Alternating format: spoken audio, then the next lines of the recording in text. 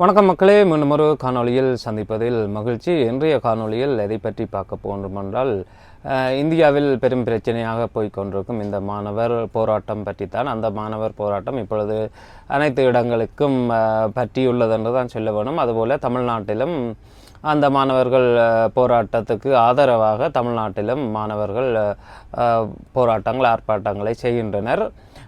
என்ன போராட்டம் என்று பார்த்தால், இந்த நீட் எக்ஸாம் மருத்துவர் ஆகுவதற்கு தேர்வாகுவதற்கு இப்படியான ஒரு எக்ஸாம் அங்கே இருக்கின்றது இந்தியாவில், நீட் என்று சொல்லி அதை வேண்டாம் என்று சொல்லித்தான் மாணவர்கள் போராட்டம் செய்கின்றனர். அது கடுமையானதாக உள்ளதாகவும் அதில் குளறுபடிகள் இருப்பதாகவும் அவற்றை வேண்டாம் என்று சொல்லி மாணவர்கள் போராட்டங்களை செய்ய. இது இப்போ மட்டுமில்லை, கனகாலமாக நடக்கின்றது இந்த போராட்டங்கள். இப்பொழுது கொஞ்சம் முனைப்பு பெற்றுள்ளது. புதிதாக வந்துள்ள உங்களுக்கு எல்லாம் தெரியும், இந்த கரப்பான் பூச்சி ஜனதா கட்சி என்ற அந்த கட்சி முன்னெடுத்த இந்த போராட்டத்தில் தான் இந்த அளவு பிரச்சனைகளும் ஏற்பட்டு அங்கு அடிகள் நடந்து அந்த பிரச்சனை நாடு முழுவதும் பற்றி இப்பொழுது தமிழ்நாட்டிலும் அதுக்கு ஆதரவாக போராட்டங்கள் நடக்கின்றது. அங்கே பல கட்சி சார்ந்தவர்களும் போய் ஆதரவு தெரிவிக்கின்றனர், சினிமா துறையினரும் போய் ஆதரவு தெரிவிக்கின்றனர்.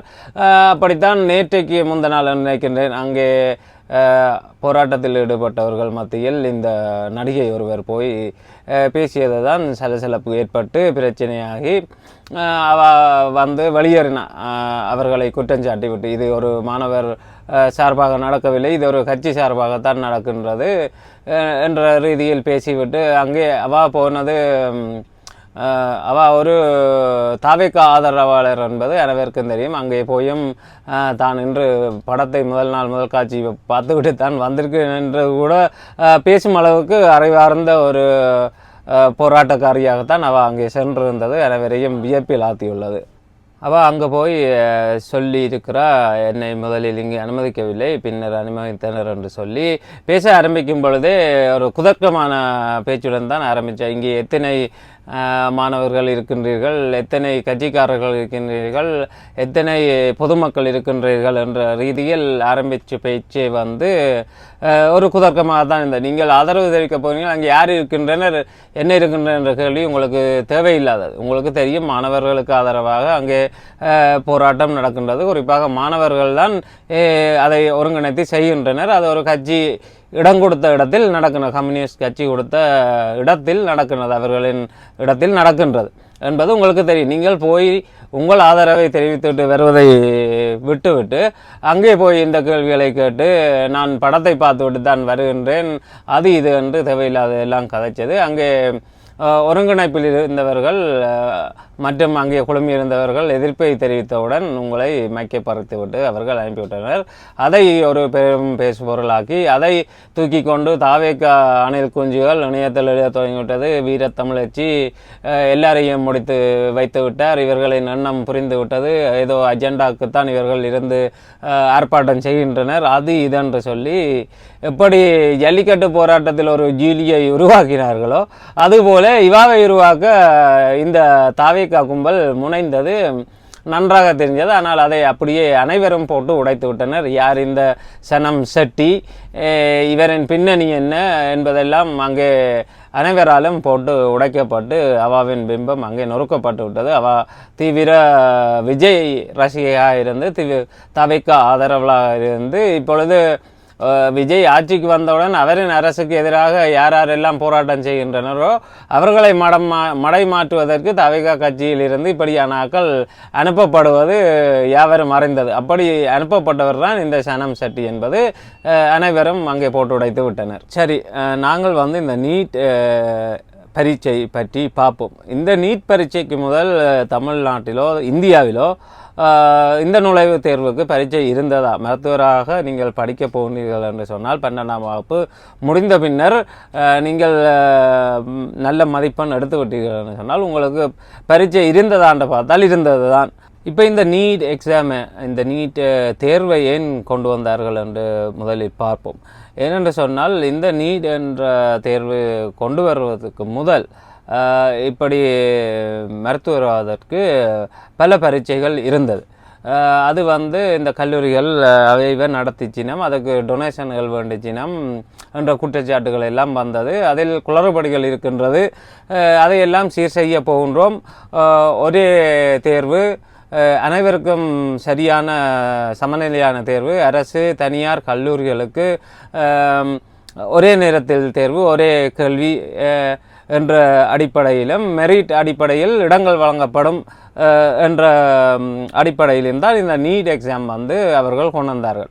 அவர்கள் கொண்டு வந்ததின் நோக்கம் வந்து சரியானது, ஆனால் அது நடைமுறைப்படுத்தப்பட்ட விதம்தான் அங்கே பெரும் பிரச்சனைகளை கொண்டு வந்தது. பல மாணவர்களின் உயிரையும் காவு வாங்கியது. அது குறிப்பாக தமிழ்நாடு போன்ற மாநிலங்களில் நிறைய மாணவர்களின் உயிரை அது காவு வாங்கியது. நாங்கள் அனைவரும் அறிவோம் இந்த நீட் தேர்வினால். ஏன் இந்த நீட் தேர்வின் பயம் மாணவர்களுக்கு ஏற்பட்டது என்றெல்லாம் பார்த்தால், இந்த நீட் தேர்வு வந்து பொதுவாக கூடுதலாக இந்த சிபிஎஸ்இ பாடத்திட்டத்தில் தான் வருகின்றது. ஆகவே இதில் படிக்கும், இந்த பாடத்திட்டத்தில் படிக்கும் மாணவர்களுக்கு இது கொஞ்சம் இலவாக இருக்கும். தமிழ்நாடு போன்ற மாநிலங்களில் இந்த பாடத்திட்டத்தில் மாணவர்கள் படிப்பது குறைவு. அவர்களுக்கு இது வந்து பெரும் நெருக்கடியாக இருக்கின்றது இந்த பரீட்சை வந்து.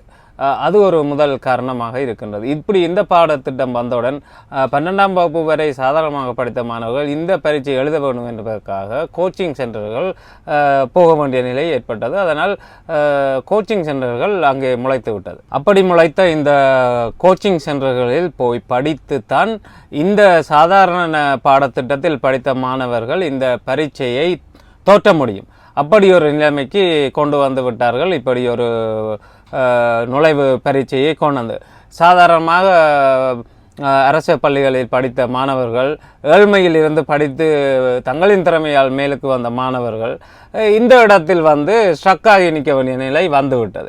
ஏனென்று சொன்னால், இந்த கோச்சிங் சென்டர்களுக்கு சென்றுதான் இவர்கள் இந்த பாடத்திட்டத்தில் இருக்கும் கேள்விகளை படித்து அதைத்தான் கொண்டு வந்து இந்த பரீட்சையில் எழுதி இதில் தேர்ச்சி பெற்றால்தான் அவர்கள் மருத்துவம் படிக்க உள்நுழைய முடியும் என்ற நிலைமை வரும்பொழுதுதான் அங்கே மாணவர்களுக்கு பெரும் பதட்டமும் மன அழுத்தமும் வந்து சிலர் தங்கள் உயிரையே மாய்க்கும் நிலைக்கு சென்று விட்டனர், உயிரை மாய்த்து கொண்டனர்.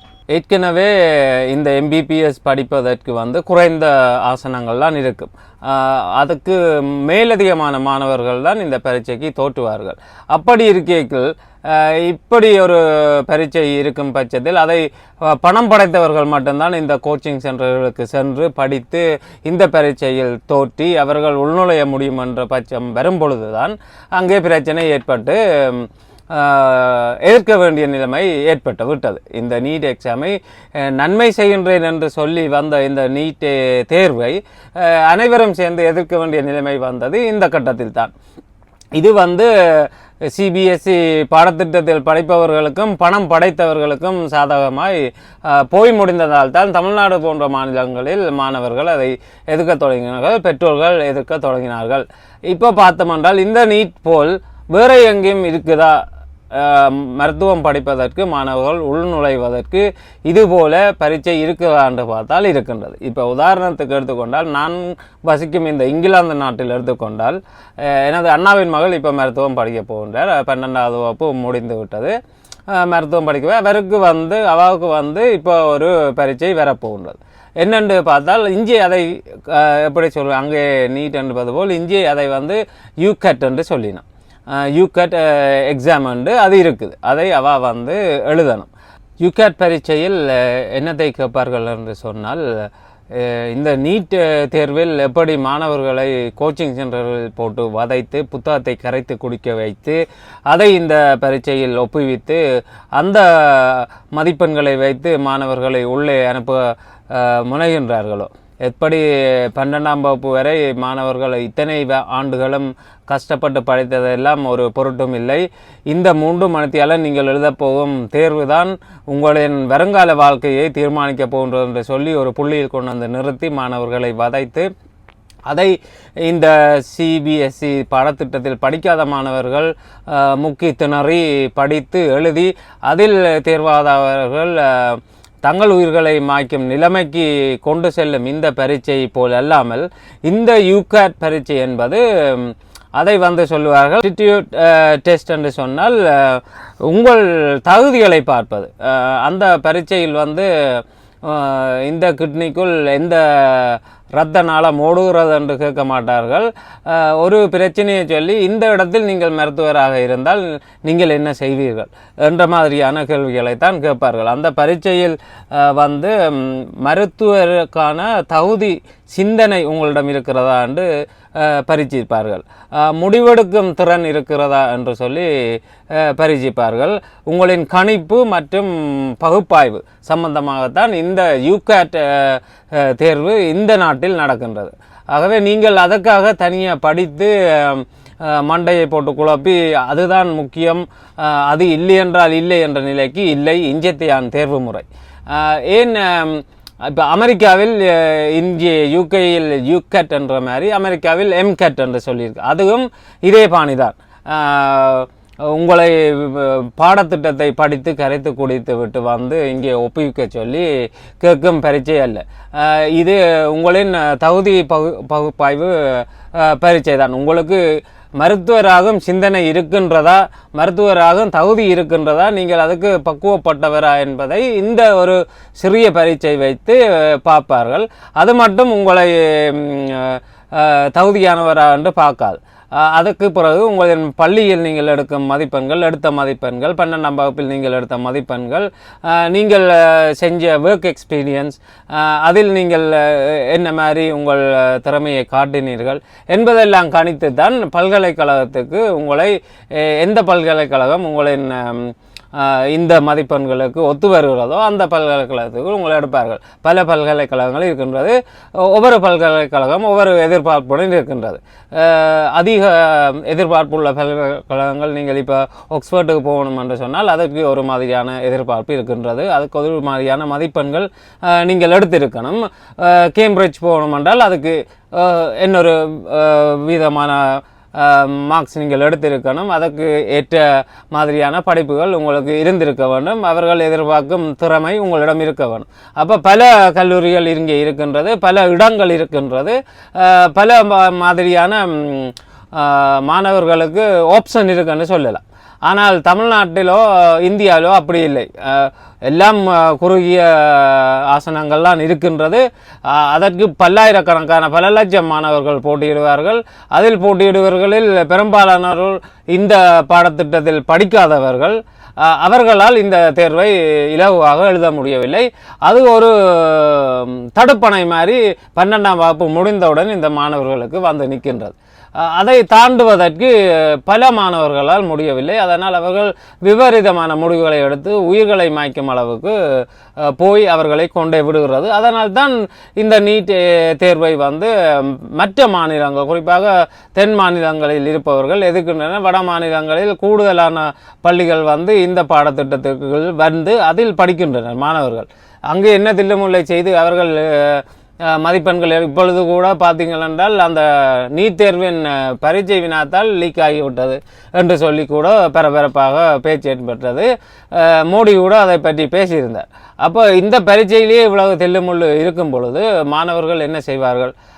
அவர்கள் எல்லா எதிர்பார்ப்புடனும் பள்ளியில் படிக்கும் பொழுது தங்கள் முழு திறமையையும் போட்டு படித்து என்னென்ன பாடத்திட்டம் தேவையோ மருத்துவர் ஆகிறதுக்கு அந்த பாடங்களில் அதிக மதிப்பெண்களை எடுத்து தேர்வாகி வரும் பொழுது நீங்கள் இடையில் மறுத்து இல்லை இல்லை அதையெல்லாம் ஒரு புறம் வை, இப்போ நாங்கள் சொல்லும் இந்த பரீட்சையை எழுதி காட்டு, அதன் பிறகு உன்னை உள்ளே விடுகிறேன் என்று தடை போடும் பொழுது அதை தாண்டுவதற்கு பல மாணவர்களால் முடியலை. அவர்கள் படித்து எழுதுவார்கள், ஆனால் சில மாணவர்களுக்கு பொருளாதார ரீதியாக முடியவில்லை. அவர்களின் குடும்ப சூழ்நிலை முடியவில்லை. அப்பா என்னை எதிர்பார்ப்புடன் படிப்பித்தார், ஆனால் என்னால் அதை மீறி அங்கே செல்ல முடியவில்லை என்ற மனவிரதியில் பல பேர் உயிர்களை மாய்க்கின்றனர். அதைத்தால் தான் தமிழ்நாட்டில் இது வேண்டாம், இதை மாற்றுங்கள், எல்லாருக்கும் ஒரே மாதிரியான சூழ்நிலை இங்கே இல்லை. அப்போ முந்தி இருந்த மாதிரி ஆக்களுக்கு ஏற்ற மாதிரி அவர்கள் படிப்புக்கு ஏற்ற மாதிரி பரீட்சைகளை வைத்து உள்ளே அனுப்புங்கள் என்று கேட்கின்றனர். அரசாங்கம் இதை உண்மையில் கருத்தில் எடுத்து நீட்டையும் வையுங்கள், வேணுமென்றால் ஒரு 40% நீட்டை வையுங்கள், மிச்சம் இருக்கும் 60%க்கு மக்களின் மாணவர்களின் அவர்களின் அடுத்த செயல்பாடுகள் இப்படி வெளிநாட்டில் இப்போ இங்கிலாந்தில் எப்படி செய்கின்றனரோ மற்ற செயல்பாடுகள் அதுகளை மதிப்பிட்டு எல்லாத்தையும் கணக்கில் எடுத்து அவர்களை உள் அனுமதி கொடுத்து மருத்துவம் படிக்க அனுப்புவது தான் சிறந்ததாக இருக்கும். அப்படித்தான் நீங்கள் செய்ய வேணும். எல்லாருக்கும் ஒரே மாதிரியான படிப்பு இந்தியாவில் இல்லை. எல்லாரும் ஒரே மாதிரி பாடத்திட்டத்திலும் படிப்பதில்லை. அதனால் தான் இந்த பிரச்சனை எழுகின்றது என்று அனைவரும் விமர்சனங்களை தெரிவிக்கின்றனர். இப்போ இங்கே கூட மருத்துவம் படிக்க இந்திய பல்கலைக்கழகங்கள் எதிர்பார்க்கும் மதிப்பெண்களை எடுக்காத மாணவர்கள் வேறு நாடுகளுக்கு சென்று இங்கே எடுக்கும் மதிப்பெண்களுடன் மருத்துவம் படிக்கின்றனர். குறிப்பாக ஐரோப்பாவில் பல நாடுகள் பல்கலைக்கழகங்கள் இருக்கின்றன. இங்கிலாந்தில் காணாத மதிப்பெண் பெறும் மாணவர்கள் மற்ற நாடுகளுக்கு சென்று படித்து மருத்துவராகி வழியில் வருகின்றனர். அது இந்தியாவிலிருந்தும் சில மாணவர்கள் அங்கே படிக்கின்றனர். இப்போ ரஷ்யா போன்ற நாடுகள், வேறும் சில ஸ்கண்டனேவியன் நாடுகள் இருக்கின்றன. அங்கே நீங்கள் குறைவான மதிப்பெண் எடுத்தாலும் இங்கே அந்த மதிப்பெண்ணை வைத்து மருத்துவம் படிக்கக்கூடிய வாய்ப்புகள் உங்களுக்கு இருக்கின்றது. ஆனால் என்ன பிரச்சனை, அங்கே படித்து பட்டம் எடுத்து வரும் மருத்துவர்களுக்கு இவர்கள் காட்டும் மரியாதை ஒரு மாதிரியாக இருக்கின்றது. இவர்களின் பாடத்திட்டத்துக்கு கீழ் இங்கே பல்கலைக்கழகத்தில் அந்த மதிப்பெண்ணுடன் போய் மதிப்பு எடுத்து பட்டம் எடுத்து மருத்துவராகி வருபவர்களுக்கு ஒரு மதிப்பு இருப்பது உண்மைதான். அப்போ அனைவரும் இந்தியான் பல்கலைக்கழகங்கள் எந்த மதிப்பெண்ணை நிர்ணயிக்கின்றதோ அதை எடுத்து அந்த பல்கலைக்கழகங்களில் படித்து மருத்துவராக வர வேண்டும் என்றுதான் விரும்புகின்றனர். அதே போல் தான் தமிழ்நாட்டிலும் இந்தியாவிலும் நாங்கள் எங்கள் பல்கலைக்கழகங்களில் நாங்கள் படித்து பட்டங்களை எடுத்து போனால்தான் எங்களுக்கு மரியாதை, நாங்கள் ஒரு மரியாதையான மருத்துவராக இருக்க முடியும். நாங்கள் எடுக்கும் இந்த குறைந்த மதிப்பெண் காணாது, நீட் எக்ஸாம் இல்லை, அதனால் வேறு நாடுகளுக்கு சென்று மருத்துவராகிவிட்டு வருகின்றோம் என்று சொன்னால் அங்கே அந்த மருத்துவர்களுக்கு இவர்கள் கொடுக்கும் மரியாதை வேறு விதமாக இருக்கின்றது. அதுதான் அங்கே பிரச்சனையாக இருக்கின்றது. அனைவரும் அவர்கள் படித்து வந்துவிட்டார், 12ஆம் வகுப்பு பரீட்சையில் நல்ல மதிப்பெண் எடுத்து வந்துவிட்டார்கள் என்று சொன்னால் அவர்களின் தகுதி அடிப்படையில் ஒரு பரீட்சையை வைத்து எப்படி வெளிநாட்டில் நடக்கின்றதோ அதே மாதிரி நடத்தி அந்த மாணவர்களை மருத்துவம் படிக்க விடுவது தான் சிறந்ததாக இருக்கும். மருத்துவம் படிக்க ஆர்வமாக உள்ள மாணவர்கள், அறிவுள்ள மாணவர்களை அரசாங்கம்தான் எண்ணம் ஊக்குவித்து அவர்களுக்கு ஊக்கத்தொகைகளை கொடுத்து மருத்துவராக்க வேண்டும். அதை விட்டுவிட்டு அவர்களுக்கு இடையூறு ஏற்படுத்தும் வகையில் ஒரு பரீட்சையை வைத்து நீ எல்லாம் மருத்துவராக முடியாது, உனக்கெல்லாம் மருத்துவராக தகுதி இல்லை, உனக்கு பணம் இல்லை என்று சொல்லி தட்டி கழிப்பது போல் இப்படி ஒரு பரீட்சையை வைத்து ஏழ்மையில் இருக்கும் மாணவர்களை தற்கொலை செய்யும் நிலைக்கு தள்ளுவது இந்த அரசின் செயற்பாடு சரியில்லை என்பதுதான் பலரின் கருத்தாக இருக்கின்றது. ஆகவே வருங்காலங்களில் இந்த அரசுகள் எப்படி முன்னை நாள் இந்த நீட்டுக்கு முதல் இருந்ததோ அதே போன்ற ஒரு தேர்வை அரச கண்காணிப்பில் அனைத்து கல்லூரிகளுக்கும் அரச கண்காணிப்பில் நடத்துவதற்கு ஏற்பாடு செய்து அதுபோல ஒரு பரீட்சையை வைத்து அனுப்புவது, எந்தெந்த பாடத்திட்டத்தில் அவர்கள் படித்தார்களோ அந்த பாடத்திட்டத்தில் பரீட்சைகளை வைத்து அனுப்புவதுதான் சிறந்த முறையாக இருக்கும். மாணவர்கள் படிப்பதற்கு இலவாக இருக்கும் என்று நிறைய பேர் கருத்துக்களை தெரிவிக்கின்றனர். பார்ப்போம் என்ன செய்ய போகின்றார்கள். ஆனால் தமிழ்நாட்டில் இப்படி இந்த அரசு மாணவர்களின் போராட்டத்தை மடமாற்றுவதற்கு நடிகைகளும் இந்த வாடகை வகைகளையும் அனுப்பி திசை மாற்ற நினைப்பதுதான் வேடிக்கையாக இருக்கின்றது. மாணவர்களுக்கு ஆதரவாக நிற்க வேண்டிய அரசு அவர்களுக்கு எதிராக அவர்களை குழப்பிவிடும் வேலையில் ஈடுபடுவதுதான் வேதனையாக இருக்கின்றது. எப்படி உதயநிதி ஸ்டாலின் நீட் எக்ஸாமை ரத்து செய்யும் சூத்திரம் எனக்குத்தான் தெரியும், எனக்கு வாக்களியுங்கள் என்று சொல்லி 5 வருஷம் ஆட்சியில் இருந்துவிட்டு ஒன்றும் செய்யாமல் சென்றாரோ அதுபோல் எப்படி அனிதா நீட் எக்ஸாம் பிரச்சனையில் தற்கொலை செய்து இறந்த பொழுது அவர் வீட்டுக்கே சென்ற விஜய், வேதனைகளை கண்ட விஜய் இப்பொழுது முதலமைச்சராக இருக்கின்றார். அப்பொழுது பேசியிருப்பார், நான் வந்தால் இவற்றை ரத்து செய்வேன் என்றெல்லாம் சொன்ன விஜய் இப்பொழுது அதை பற்றி பேசாமல் கடந்து செல்வதும், தனது திரைப்படத்தை போய் திரையரங்கில் பார்த்து ரசிப்பதும், அமைச்சர்கள் ஒன்றடியாக போயிருந்து திரையரங்கில் ஒப்பாரி வைத்து அழுவதுமாக போய்கொண்டிருக்கிறது. அங்கே மாணவர்கள் ஒரு புறம் போராட்டம் செய்து கொண்டு இருக்கும் பொழுது இதுதான் இவர்களின் ஆட்சியின் திறன் என்று மக்கள் விமர்சனம் தெரிவிக்கின்றனர். மக்களே, அவ்வளவுதான் இந்த காணொலியில். உங்கள் கருத்துக்களை தெரிவியுங்கள். நானும் தெரியாத தகவல்கள் இருந்தால் தெரிந்து கொள்கின்றேன். பல நாடுகளில் பல மாதிரியாக இந்த பரீட்சைகள் இருக்கின்றது. மருத்துவராக படிப்பதற்கு உள்நுழைவதற்கு இந்தியாவில் இதை இப்படி கொடும்படியாக பிடித்து வைத்து கொண்டிருக்கின்றனர் என்றது பற்றிய கருத்துக்களை நீங்கள் இங்கே தெரிவித்து விடுங்கள். மீண்டும் ஒரு காணொளியில் சந்திக்கும் வரை நன்றி, வணக்கம்.